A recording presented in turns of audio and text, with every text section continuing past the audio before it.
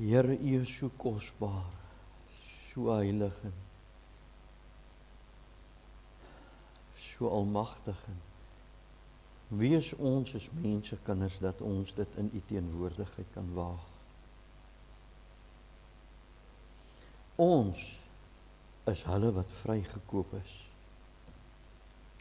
wat deur God begenadig is en ons wil U loof en ons wil U eer en ons wil U aanbid vir hierdie godswonder.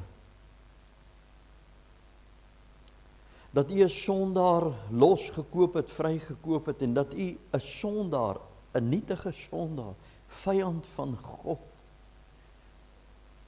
dat U bereid was om U seun te stuur om sy lewe af te lê sodat ons, wat dit nie verdien nie, gered kan word.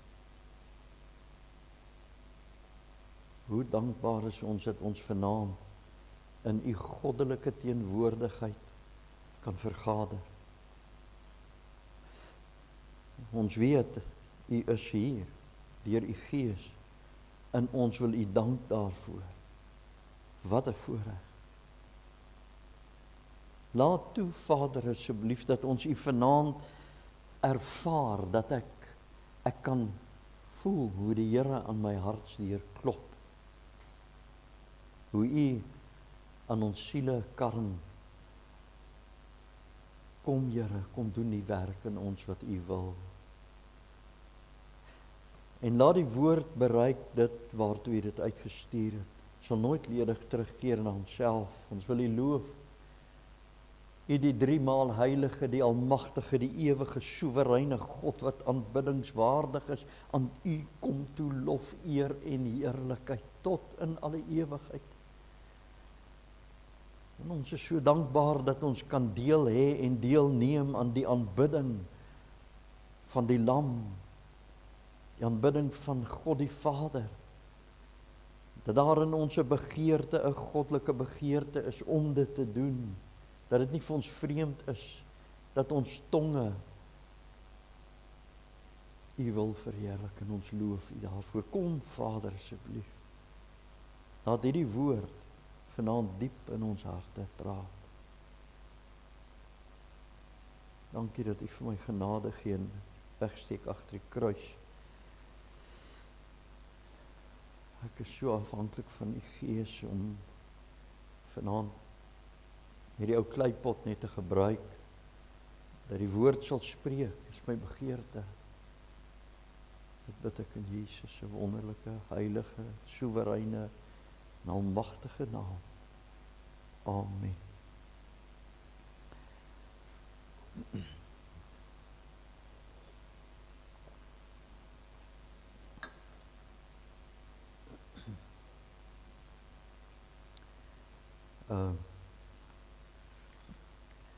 Geliefdes,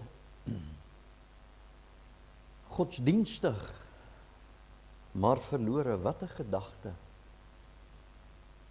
Wat, kom ons dink net daaraan, wat 'n gedagte, dat 'n mens, en daar is baie mense wat net bloot godsdienstig is, wat week na week die dienste bywoon en die bidure sit en die koor sing, sondagskool gee, en selfs predikante wat op kansel staan, maar hy's nie gered nie, hy's verlore, hy's eintlik net godsdienstig, sal nie glo nie, ek het al met predikante gepraat, dan vra ek, vertel my, sê vir my, vertel my van jou redding, nee, dit is so iets nie, kan jy dit glo? Mag die Here ons vanaand kom besoek. So 2010, toe lei die Here vir my om 'n ateljee te begin, waarin ek video-opnames doen op die plaas waar ons bly. Ekskuus, en terwyl ek besig is met voorbereiding om 'n boodskap op te neem in die ateljee, kom Marina in die ateljee ingestap, met die juigtydskrif. Ons het al die jare gedink is die lig, en toe sien ek, nee, dit is die juig. En En sy wys vir my hierdie artikel, en toe ek dit lees, toe gryp dit my so aan die hart, en ek het alles gestaak waarmee ek besig is, en ek het gevoel, hierdie mense moet bedien word. Want wat ek hier gelees het in hierdie artikel, was van 2 mense wat maar net godsdienstig is. Die artikel gaan, geliefdes, oor, die artikel se naam is 'n halfuur van genade. Dit is waarin hierdie 2 mensies aan God die eer gee en vir 'n halfuurse genade. Hulle was 50 jaar getroud en hulle gee aan God erkenning dat dit net deur hom is en dat dit genade was wat gemaak het dat hulle 50 jaar 50-jarige huweliksherdenking kon vier. Wonderlik, mooi, dis pragtig. Maar weet jy, ek lees die artikel en nou wil ek vir u vra, jy moet nou mooi kyk. Die persoon wat die onderhoud met hulle gevoer het van die juig, het vir hulle dit gevra: wanneer is julle wedergebore? Dis nou deel van die artikel. Dis net vergroot, uitknipsom. Kyk wat sê hulle. Kyk na hulle antwoord.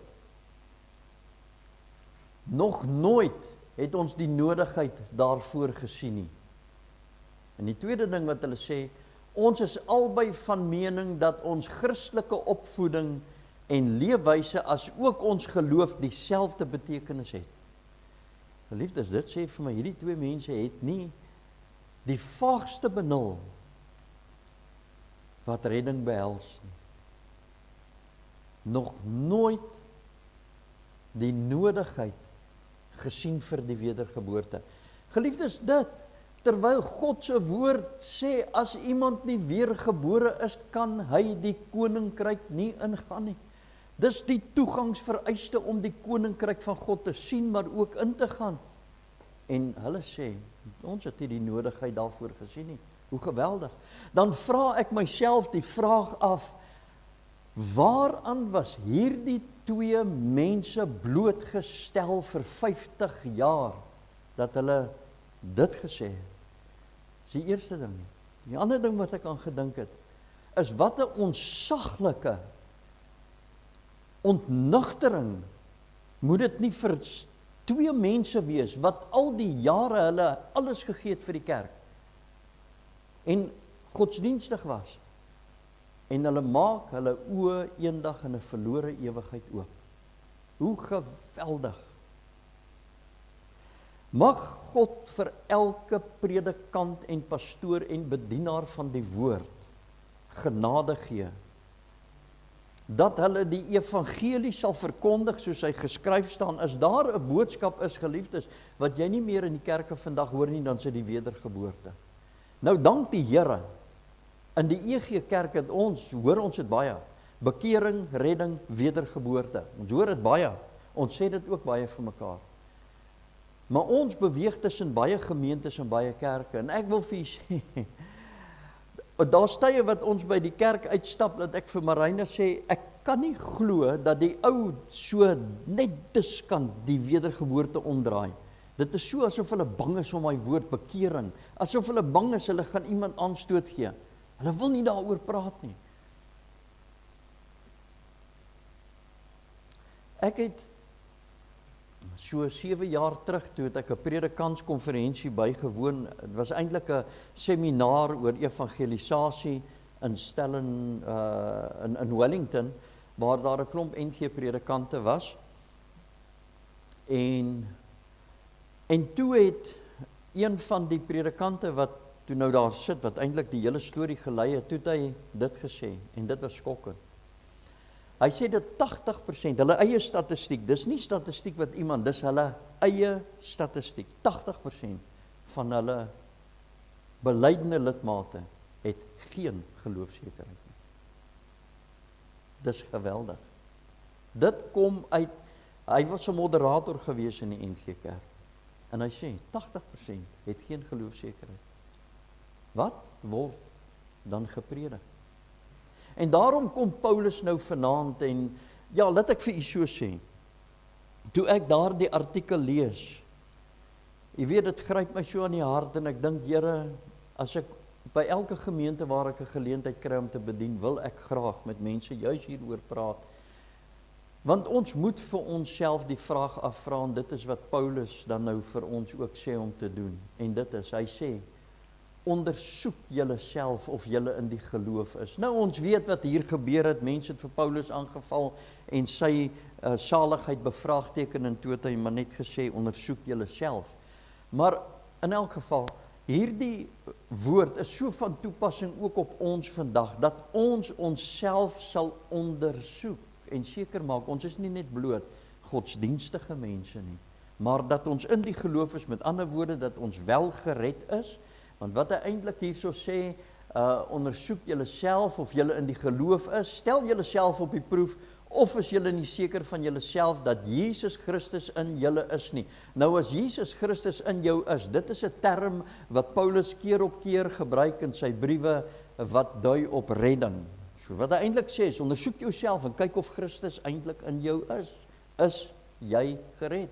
En hierdie woord ondersoek jouself, dra die gedagte uit, dat jy jouself onder die geweldigste toets sal gaan plaas, wat indien jy die toets nie slaag nie, op vernietiging sal uitlei. Soos byvoorbeeld hierdie konkreet, jy weet as hulle beton gooi, dan maak hulle altyd so perfekte kubus, en dan word hy weggestuur, en dan word daardie kubus onder 'n geweldige hoë hidroliese druk gesit, en daar is 'n meter wat wys, wanneer daardie beton kubus kraak, en as daardie beton kubus kraak, voordat die lesing is waar hy moet wees, dan stop hulle die hele bouprojek, en hulle sê, breek daar af, of breek daar af, julle moet oor, en dit is wat Paulus doen, hy sê, stel julle self op die proef.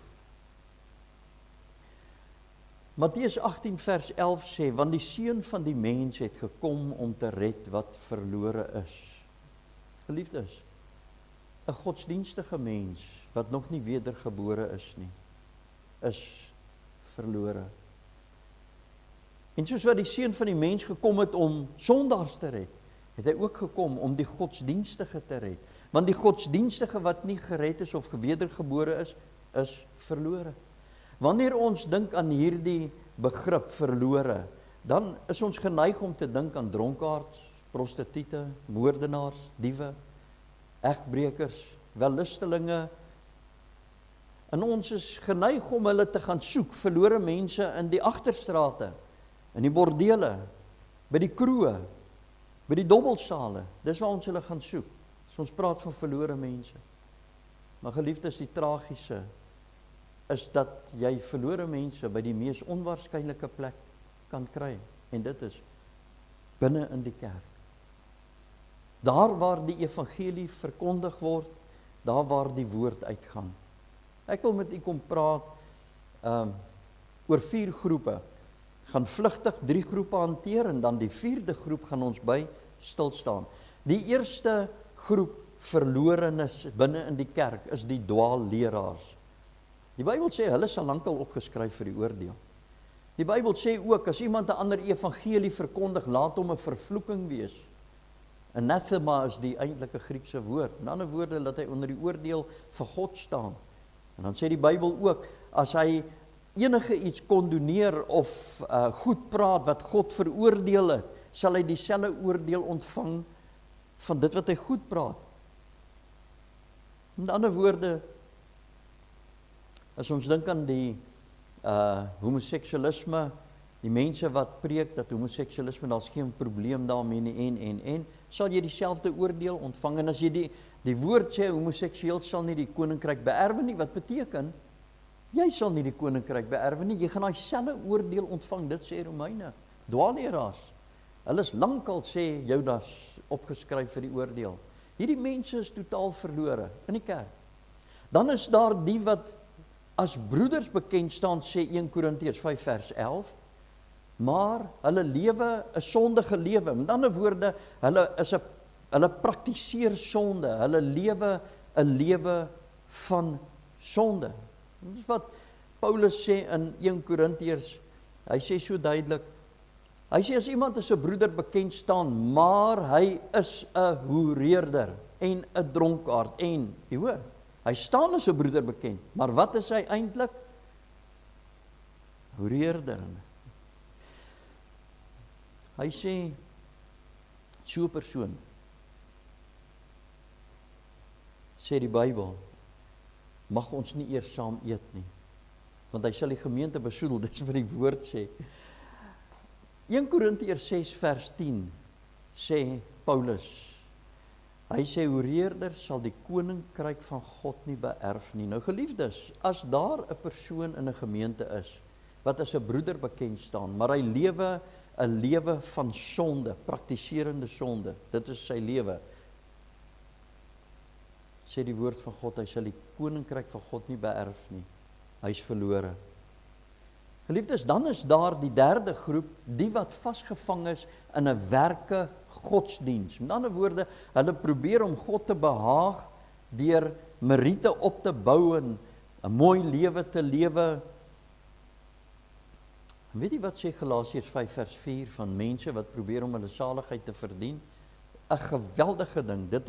Dis eintlik die verdoemendste ding wat 'n mens in die kerk kan doen. En dit is, hy sê, wanneer jy geregverdig wil word deur die wet te onderhou, het jy jou twee dinge, losgemaak van Christus, en jy het van die genade verval. Dis verskriklik. Kyk, die mees sekerde manier wat jy, of ja, hoe jy te werk kan gaan, om hel toe te gaan, is om te probeer om jou saligheid self te bewerk, deur goeie werke. Want jy maak jou los van Christus, en jy het van die genade verval. Geliefdes, mense wat so leef, en dit probeer doen, hulle het van die genade verval, en hulle losgemaak van Christus. Die Bybel sê, hulle is verlore. Dan is daar, geliefdes, die mees onwaarskynlikste mense, wat 'n mens net kan dink, as jy na hulle lewe kyk, dan kan jy eintlik jouself vra, hoe is dit moontlik dat so 'n persoon nie gered kan wees nie? Ek praat van godsdienstige mense, wat 'n fatsoenlike lewe lewe, hulle het 'n onbesproke karakter, hulle is mense na wie toe jy opkyk, hulle is voorbeeldig, en dit is van die met wie ek nou met u wil praat. Hulle is nie wedergebore nie, en sal die koninkryk van God nie sien, of ingaan nie, sê die woord. Hulle is verlore. Kom ons kyk na die profiel van 'n godsdienstige mens. Hulle het 'n onbesproke karakter, hulle is fatsoenlik, hulle is baie ywerig, hulle is voorbeeldig, en hulle is betroubaar. So 'n persoon sien ons in Cornelius, in Handelinge 10. Ek weet nie of u die verhaal van Cornelius ken, in Handelinge 10. Dis baie interessant. Luister, wie was Cornelius gewees? Hy was 'n offisier in die Italiaanse leer. Hy was 'n hoofman oor 100. So 100 ouens onder hom gehad. Nou moet jy weet, dit is die leer, né, die weermag. En dit gaan maar rof daar. Maar Cornelius was 'n ongelooflike mens gewees, en jy gaan dit nou sien. Hy was 'n heiden, nie 'n Jood nie, hy was 'n heiden. Hy was 'n baie invloedryke mens gewees. Nou Handelinge 10, hoofstuk 10 en 11 verduidelik vir ons so iets van Cornelius. Hy sê vir ons, hy sê in vers 2, hy en sy hele huisgesin was vroom en godsvreesend. Nou daardie jare, geliefdes, was die huisgesin, as iemand met jou gepraat, as jy vir iemand gesê, of as jy vir iemand sou vra, vertel my iets van jou huisgesin, dan het hy tot sy onderdane by die werk as sy huisgesin gereken. Dit is so hulle gepraat het daai jare.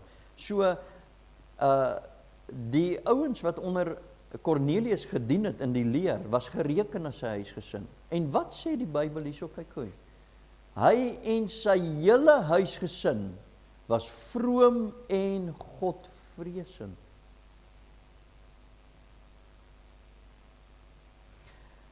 Hy sê dan verder dat Cornelius baie almoses aan die volk gegee het. Hy was altyd deur in die gebed gewees. En hy het gevas. Hy was 'n regverdige en 'n godvreesende man, hoor u? Hoor mooi. Hy was regverdig en 'n godvreesende man. En die Bybel sê hy het 'n baie goeie naam onder die Jode gehad. Nou moet ons onthou ek het gesê Kornelius was 'n heiden. Die Jode het van die heidene gepraat as honde. Onthou u die vrou wat vir die Here gevra het vir die krummeltjies by die tafel, toe sê die Here vir haar, dis nie reg dat ons die krummels van die kinders vir die honde gee nie. So iets, maar in elk geval, want sy was 'n heiden. Dis hoe hulle van die heidene gepraat het. Hulle het nie met heidene omgegaan nie. Want hulle het gereken, hulle is onrein as hulle met 'n heiden te doen het. Maar kyk wat sê die woord hierso. Hy sê, Kornelius het 'n goeie naam onder die heidene gehad. Dit sê vir ons geliefdes dat Kornelius 'n fenominale man moes gewees het, wat 'n goeie naam onder hierdie Jode gehad het. Hy moes 'n ongelooflike mens gewees het. Ons sou sê, Kornelius was die perfekte kandidaat vir hoofouderling of predikant of selfs die moderator van 'n kerk. Met al hierdie wonderlike goed, wat die Bybel dan van Kornelius sê. Maar weet jy geliefdes, terwyl Kornelius besig is om te bid, en onthou ons het gesien, die Bybel sê Kornelius was altyd deur in die gebed. Nou 3 uur die middag, die Bybel sê 9 uur, en dit is nou volgens die Joodse tyd, wat beteken 3 uur die middag was Kornelius besig om te bid. Dis 'n tyd wat die meeste mense werk, maar Kornelius was besig om te bid. En wat gebeur terwyl Kornelius bid?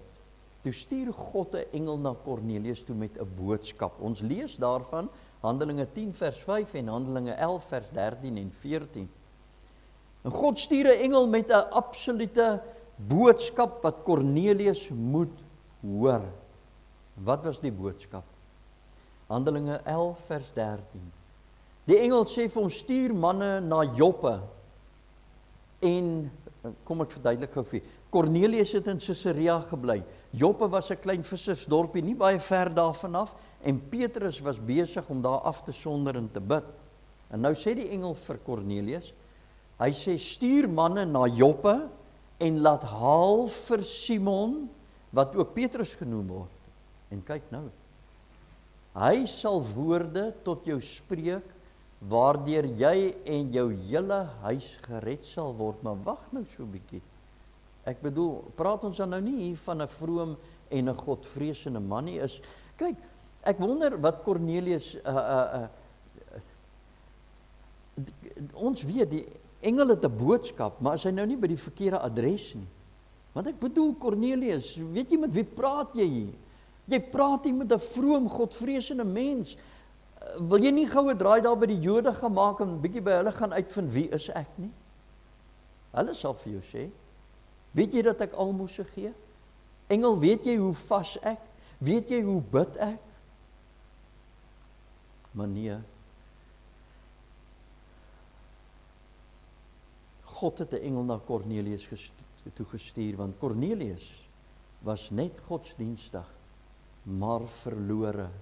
En God stuur 'n engel na Kornelius toe en sê vir hom, Kornelius, in my woorde, jy moet gered word. Laat haal vir Petrus dat hy vir die evangelie kom gee, sodat jy gered kan word. Nou ja, so het sy mense, en weet jy wat merkwaardig is, sy ou lees so maklik oor hierdie goed in die woord. Die Bybel sê, dat die oomblik toe die engel weggaan, toe stuur Kornelius onmiddellik sy manne. Puntenerig gehoorsaam. En sy ouens het vir Petrus gaan haal, hulle kom toe terug, en hulle die evangelie vir ou Kornelius gebring, en die Bybel sê, Kornelius en sy hele huis is gered, die Heilige Gees het oor hom en sy hele huisgesin vaardig geword, en hulle is toe gered. Hy sê, weet jy, ek net gou dit vir jy sê, as ek hierdie prent kyk en ek sien, as ons in die boek Handelinge lees, en ons sien hoe God daai jare siele gered het, die Heilige Gees wat so uitgestort is, dan wens ek dit kan net weer gebeur. O mense, dan wens ek net, kan die Here nie weer so merkwaardig met vuur onder ons in beweeg, en dat daar kragtige Dit sou fantasties gewees het, maar dit is nou nie so nie. Maar in elk geval, kom ons gaan aan. Geliefdes, weet u die woord van die Here sê vir ons in Handelinge 2 vers 47, en die Here het daagliks by die gemeente gevoeg, die wat gered is. Hoor u? Die Here het daagliks, met die apostels wat die evangelie verkondig, het God daagliks by die gemeente gevoeg, nie sommer net enige iemand nie, die wat gered is, met ander woorde, die wat gewederbaar is, wat wedergebore is. En daardie dag toe Cornelius en sy hele huisgesin die evangelie ontvang en aanneem en hulle het hulle bekeer, toe het God Cornelius en sy hele huisgesin by die gemeente gevoeg. Sou Cornelius voor daardie dag sterf, sou hy 'n verlore ewigheid ingegaan het. Maar dank God vir 'n engel wat hy gestuur het om vir Cornelius uit sy godsdienstige lewe wakker te skud en dat hy besef hy moet gered word. Ek wil vir u gou vertel van Dominee Dani. Wie het vir Dominee Dani Steyn geken? Kosbare godsman, ek wil vir u sê, hy's een van die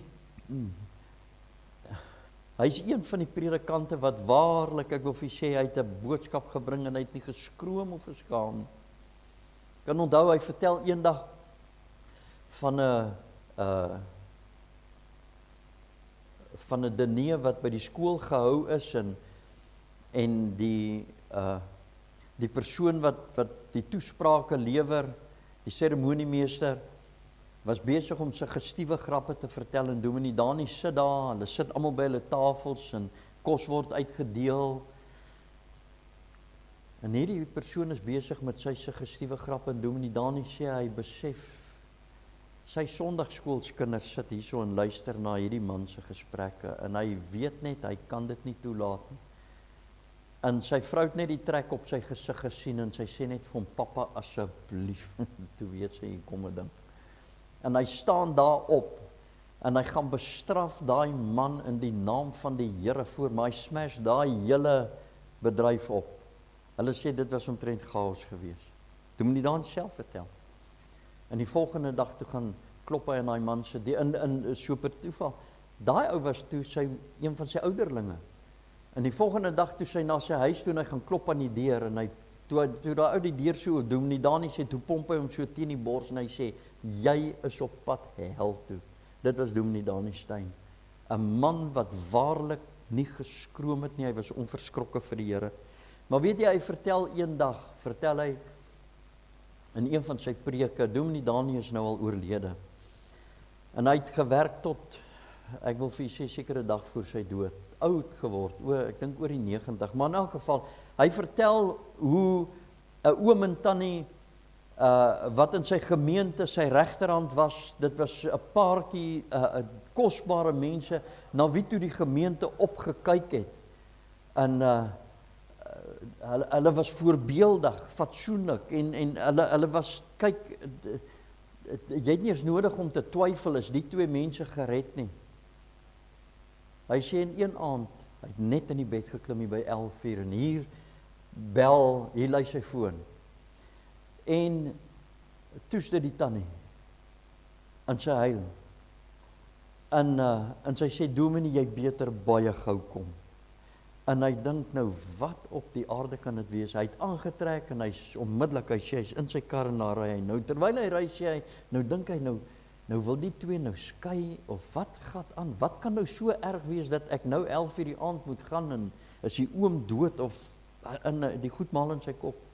Hy sê, toe hy daar by hulle huis kom, toe staan die voordeur oop, en hy sien die oom en tannie sit daar by die eetkamertafel, hy's die huis daarin, en toe hy daar gaan sit by die eetkamertafel, ween en snik die twee arme mense so, dat hulle nie met hom kan praat nie. Hy sê, hy sit en hy wag toe nou maar vir hulle om te bedaar, en op 'n stadium, toe het hulle deur hulle gesnik en geween, en droefheid en rou, kom die woorde uit, Dominee Dani, ons het vanaand in ons stilte tyd, beide van hulle, het ons agtergekom, dat ons net godsdienstig is en nooit gered is nie. En Dominee Daniël daai aand saam met hulle gebid, wonderlik in die Here red daai 2 mense, is dit nie kosbaar nie? Maar dink, 2 mense, oor die 80, diep in hulle jare, godsdienstig, maar verlore. Ek sit eendag op 'n vliegtuig, dit was altyd so, ek onder die Zulus gewerk het in KwaZulu-Natal, was dit vir my die lekkerste ding om in daardie vliegtuig te sit, want die ou wat langs my sit, het geen plek om heen te vlug nie, hy moet nou maar na my sit en luister, of hy moet vir my sê ek moet my mond hou. En so sit ek eendag en 'n vrou sit langs my en ek sê gewoonlik, so op 'n tong in die kies, ek karring altyd aan die ouens se siele daar in die lig, maar in elk geval, ek vra vir die vrou, ek sê, nou sê vir my, waar staan jou saak met die, nee, ek is 'n Christen. Ek sê, o, dis wonderlik. Ek sê, vertel my van jou bekering, vertel my van jou redding. Nee, ek is 'n Christen gebore. Kan jy sulke goed glo? Sê van, nee, jy kan 'n moslim gebore word, of jy kan 'n boeddhist, maar jy kan nie 'n Christen gebore word nie, jy moet wedergebore word om 'n Christen te wees.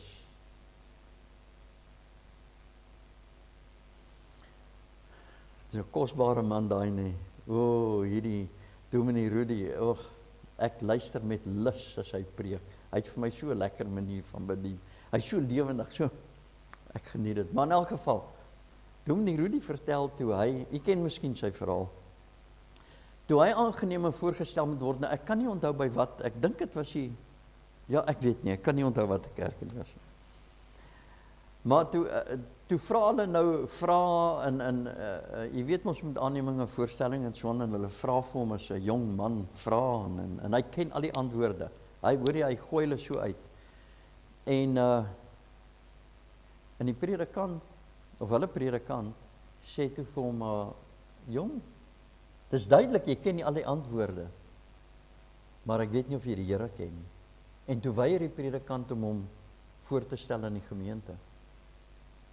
En sy pa was blykbaar baie vies daaroor gewees, maar in elk geval, dank die Here vir 'n predikant wat bereid is om vir 'n jong man te sê, jy's nog glad nie reg om, hier gaan dit nie oor om 'n gebed te bid nadat jy jou katekisasie voltooi het nie, is jy waaragtig gered? Want as jy nie gered is, kan jy nie deel wees van die gemeente nie. Jy sien, geliefdes, ek wil met u praat oor die noodsaaklikheid van die wedergeboorte. Jy weet, Johannes 3 vers 3 sê vir ons, en Jesus antwoord en sê vir hom, voorwaar, ek sê vir jou, as iemand nie weergebore word nie, kan hy die koninkryk van God nie sien nie. En Jesus antwoord in vers 5 weer vir Nikodemus en hy sê, as iemand nie gebore word uit water en gees, kan hy die koninkryk van God nie ingaan nie. Die water waarvan hy daar praat, is nie, soos wat baie mense sou dink, die doopbad nie, of die doopfont nie, dit was maar 'n verwysing na die vrugwater. As 'n mens gebore word, en dan deur die Gees gebore word, sê jy nie die koninkryk kan ingaan. Dis wat die Here Jesus vir Nikodemus sê. Nou kom ons kyk, redding vind plaas by die wedergeboorte. As ons sê, mense is verlore, beteken dit hulle moet gered word. By watter punt word mense gered? Mense word gered by die punt, soos wat Paulus dit hier sê, in Titus 3 vers 4. Hy sê, maar toe die goedertierenheid van God, ons verlosser, en sy liefde tot die mens verskyn het, nie op grond van die werke van geregtigheid wat ons gedoen het nie, maar na sy barmhartigheid, het hy ons gered deur die bad van die wedergeboorte. Nou kyk gou hierso, wat het dit gekos? God se goedertierenheid, sy liefde en sy barmhartigheid, wat hy aan ons kom bewys het. Daardeur het hy ons gered deur die bad van die wedergeboorte en die vernuwing deur die Heilige Gees. Jy sien geliefdes, die wedergeboorte is wanneer die Heilige Gees jou kom hernie. En die bad, wil ek nou net gou vir u sê, het ook niks te doen met water of die doop. Eintlik wat hier geskryf staan, ons het een woord vir ja, kom ek verduidelik vir u so. As ek vir Marina vra, kom ons sê my seun het gaan bad, en ek vra vir haar, waar's Reinout? Sal sê vir my, sê hy bad in die bad. Jy hoor wat sê hy? Dit is 'n werkwoord en wat 'n byvoeglike naamwoord. So hy bad in die bad.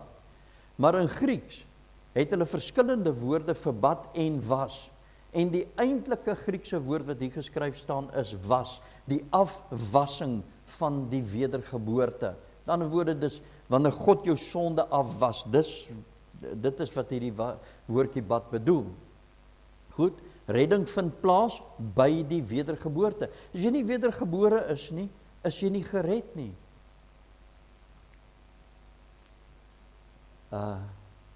Titus 3 vers 4, ja. Wat is die wedergeboorte? Kom ons kyk gou 'n bietjie daarna. En julle het hy lewend gemaak, wat dood was deur die misdade, deur die sonde, waarin julle tevore gewandel het. Die wedergeboorte is wanneer God 'n persoon uit sy geestelike doodsheid uit wakker maak. So 'n opstanding wat plaasvind. In Adam het ons gesterf in ons sonde en is ons dood. En sê Paulus, julle het hy lewend gemaak wat dood was deur die misdade. Kom ons kyk hoe vind die wedergeboorte plaas. As ons in Esegiel 36 vers 26 lees, dan sien ons die volgende. Die Here God in die hemel sê dit deur sy profeet aan die volk.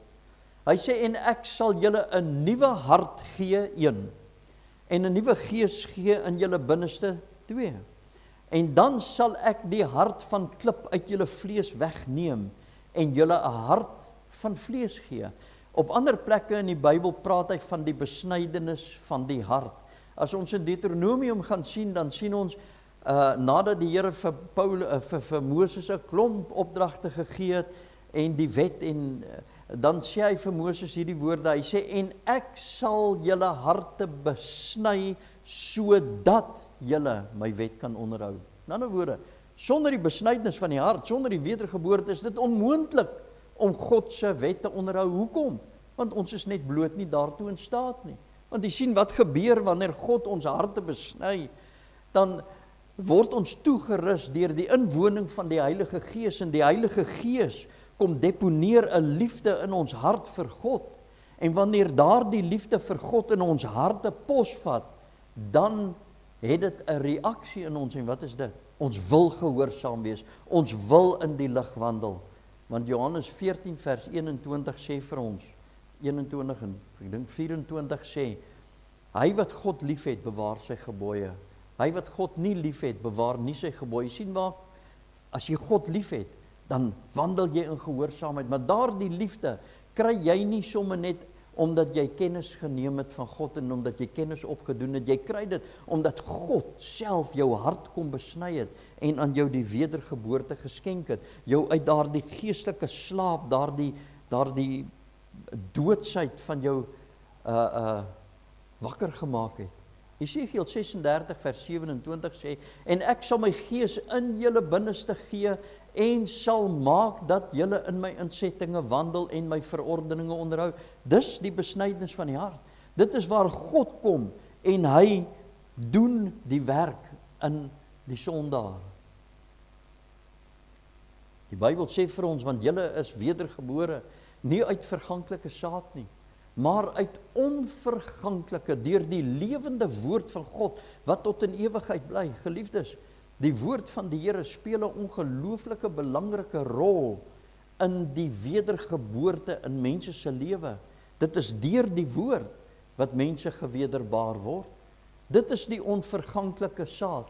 Hy sê, want julle is wedergebore nie uit verganklike saad, maar onverganklike, deur die lewende woord van God, wat tot in ewigheid bly. Kom ons kyk wat sê Johannes 1 vers 12. Maar almal wat hom aangeneem het, aan hulle het hy mag gegee om kinders van God te word. Aan hulle wat in sy naam glo, wat nie uit die bloed of uit die wil van die vlees of uit die wil van 'n man nie, maar uit God gebore is. Dis 'n werk wat God in die sondaar doen. Kom ons kyk bietjie na die eienskappe van die wedergeboorte. Ons is amper klaar. Die eienskappe van die wedergeboorte. Hy sê, dan sal julle, onthou nou, Esegiel 36 het die Here gesê, wat hy gaan doen, ek gaan die hart van klip uithaal, ek gaan vir julle 'n nuwe hart gee, ek gaan vir julle 'n nuwe gees gee, en dan sal ek maak dat julle in my insettinge wandel, en as hy hierdie hartsbesnydenis gedoen het, sê hy dan in vers 31, dan sal julle dink aan julle verkeerde weë en aan julle handelinge, wat nie goed was nie, en julle sal vir julle self walglik wees oor julle ongeregtighede en oor julle gruwels. Jy sien wat gebeur hierso met die persoon wat gewederbaar is. As hy terugdink aan sy vorige lewe, sy sondige lewe, dan walg dit hom. Hy wil daarmee niks te doen hê. Hy kan nie meer daarin wandel nie. Verduidelik vir my, hoe is dit dat mense kan sê, ek is... My vrou het vanmôre gesê, jy begin alweer met jou ding, jy voltooi nie jou sinne nie. Geliefdes, hoe sê jy's gered, maar jy geniet jou sonde? Dis vir jou lekker, jy regverdig jou sonde. Dis dink aan die homoseksuele. Hoe? Ek kyk 'n Facebook plasing gister van iemand wat sê, kan jy 'n homoseksueel wees en 'n Christen?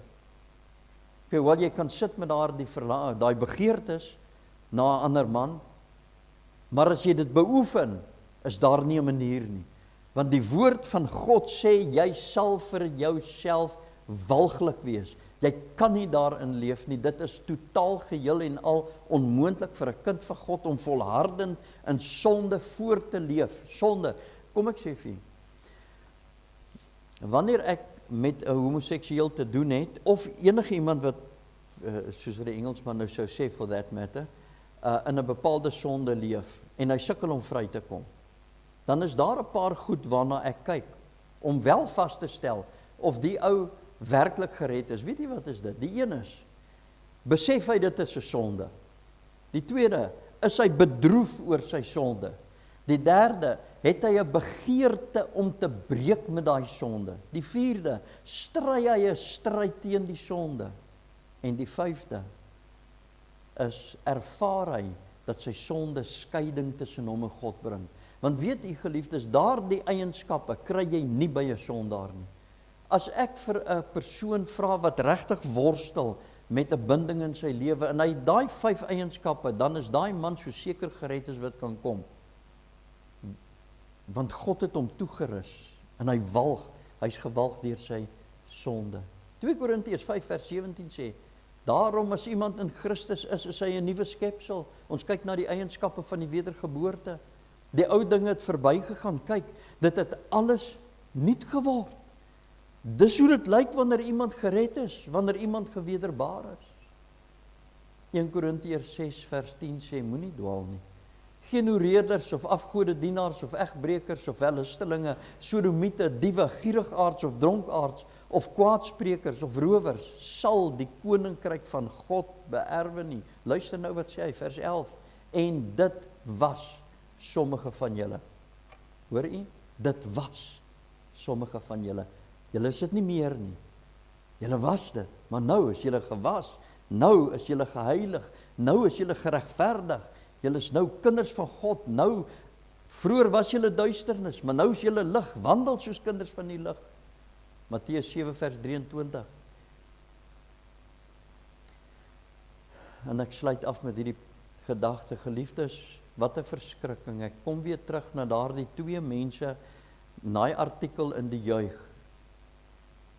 Die verskriklikste woorde wat 'n mens eendag in die ewigheid kan hoor, is dat God vir jou sê, gaan weg van my af, ek ken jou nie. Maar Here, ek het dan in die kerk gesit. Here, ek het my 10de gegee. Here, u verstaan u, Here, ek het nee. Die vraag is jy wedergebore? Matteus 7 vers 23 gaan oor dwaalleraars, oor valse profete. En die Bybel sê, aan hulle vrug sal julle hulle ken. Hy sê, en dan sal ek aan hulle, kom ek verduidelik gou vir. Die dwaalleraars, die Bybel sê vir ons in hierdie gedeelte, hy sê, die ouens sal vir die Here sê, hierdie klomp valse profete, hulle gaan vir die Here sê, maar Here, ons het in u naam kragtig gedoen, ons het duiwels uitgedryf, ons het siekes gesond gemaak. En dan, sê die Here, sal ek vir hulle sê, ek het julle nooit geken nie. gaan weg van my, julle wat die ongeregtigheid werk. Wat 'n geweldige woord om te hoor na 'n lewe van, kom ons sê, toewyding, maar dit was nie toewyding aan God nie, dit was net 'n blote godsdienstige lewe. Wat 'n geweldige ding om hierdie woorde uit God se mond te hoor, ek het julle nooit geken. Dan dink ons aan die 5 wyse en die 5 dwaase maagde.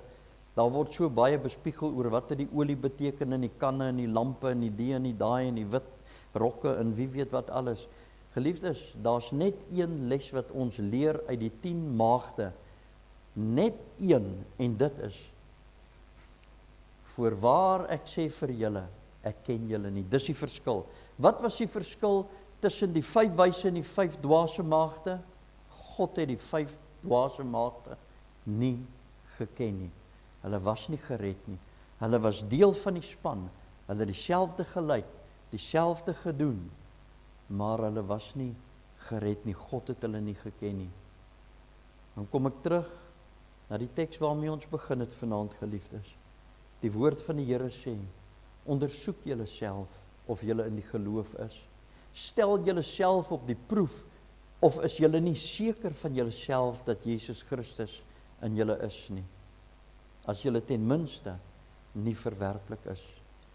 Sal ons gehoor gee aan hierdie oproep van Paulus, dat ons ons harte sal ondersoek, dat ons sal seker maak dat ek waarlik gered is. Jy sien, die vraag is nie, ken ek die Here nie. Die vraag is, ken die Here my? Wat moet ek dan doen om gered te word? As ek vanaand net hier dalk sit, jy wat dalk luister en ingeskakel is na hierdie boodskap oor die internet of so, jy wat dalk later na hierdie boodskap gaan luister, jy mag dalk vra, wat moet ek doen om gered te word? Ek is al die jare sulke godsdienstige mens. Dan kom Romeine 10 vers 13, so duidelik. En hy sê, want elkeen wat die naam van die Here aanroep, sal gered word. Elkeen wat die naam van die Here aanroep, sal gered word. Met ander woorde, bely jou verlore toestand voor God.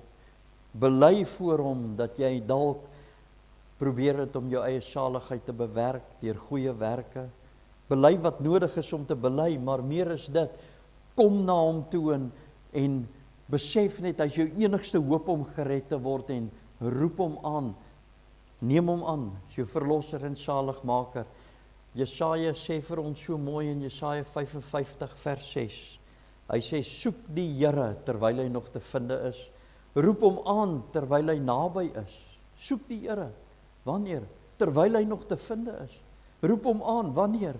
Terwyl hy naby is. Geliefdes, daar sal 'n dag aanbreek wanneer God nie meer te vinde is nie.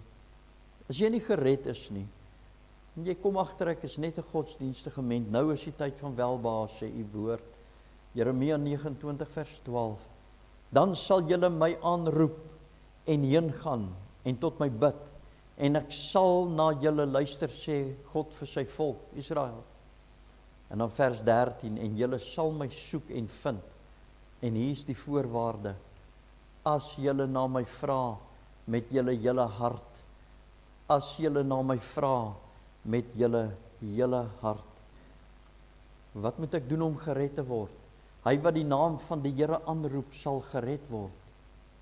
Met die voorwaarde dat dit sal wees met jou hele hart, totale afhanklikheid, wetende dat jy niks kan doen om jou saligheid te verdien nie. Geliefdes, daar is baie mense wat in die kerk groot geword het. Hy's gedoop as 'n babietjie, hy het sonnaarskool toe gegaan, hy's aangeneem voorgestel, hy's gekatkeseer, hy's gealles. Hy het deur al die motions van die kerk gegaan, en so sit hy vandag in die kerkbanke, en hy verkeer onder die waan dat hy gered is, maar hy's eintlik net godsdienstig, maar nie wedergebore nie. Mag die Here vir ons genade gee, dat ons dan juist sal doen wat Paulus gesê het, en dit is dat ons harte deeglik sal ondersoek, en dat ons seker sal maak, dat ek sy kind is. Kom ons bid saam. Dierbare Vader,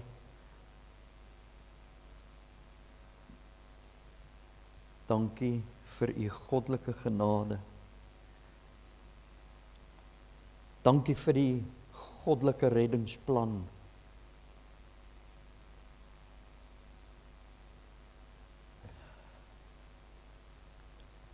Daar is baie mense, Here, wat Sondag vir Sondag, as ek so in die kerk sit en ons sing, dan wonder ek baie keer hoeveel van hierdie mense ken u regtig. En ek wat baie met mense te doen het wat net godsdienstig is, sien, Here, die toneelspel. Ek hoor dit, want ek is mos nie 'n predikant nie. Maar as dominee by is, dan leef ons so anders en ons praat so anders, ons speel toneel. En ek wil bid, dierbare Here, dat u genade sal skenk aan elke persoon wat vanaand of in die toekoms na die boodskap sal luister, wat net godsdienstig is, maar nie gered is nie. Mag u bekeringsgenade skenk asseblief. En ons sê vir u baie, baie dankie vir u groot genade. Dit is my gebed in Jesus naam. Amen.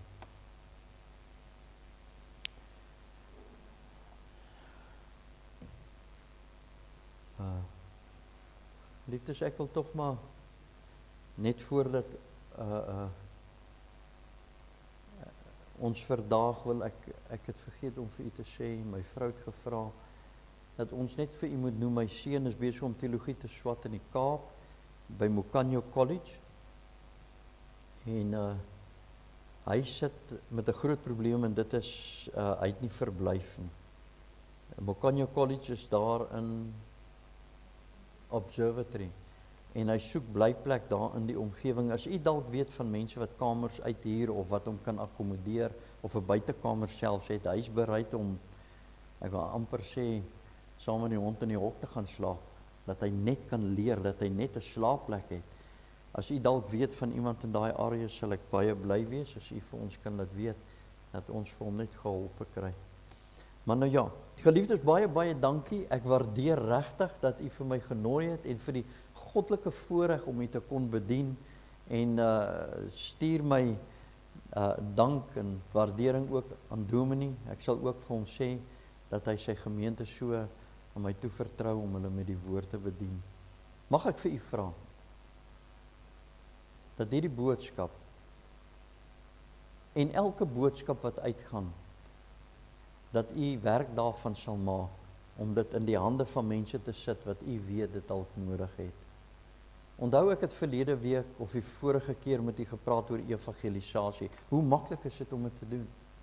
U kan 'n woord wat u geraak het, 'n woord wat vir u iets beteken het, wat u gegryp het, kan u net aanstuur na 'n volgende persoon toe. Nie nodig om dit self te preek nie. Stuur dit net aan.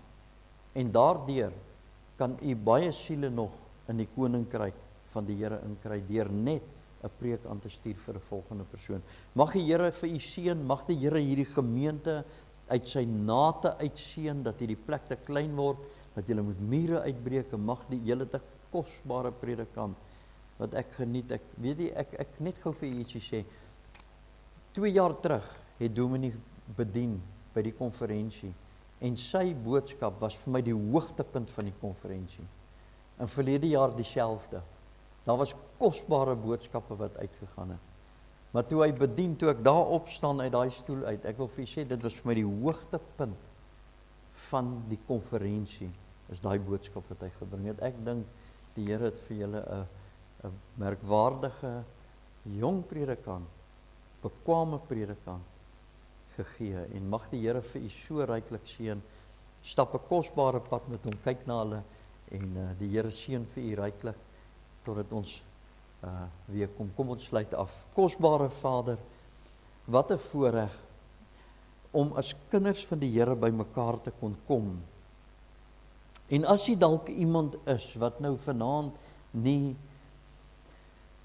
wat nou worstel en hy het nie geloofsekerheid of hy wonder, bedien u self asseblief daardie persoon en persone. En ons sê vir u baie dankie. Ons is so bevoorreg. U is die ewige, wonderbare, lewende God wat waardig is om aanbid te word. En ons wil in 'n gees van aanbidding voor u leef. Word verheerlik in en deur ons lewe is ons grootste begeerte. Dit bid ek in die kosbare naam van Jesus Christus, die liefling van die hemel, ons sielsbeminde. Amen.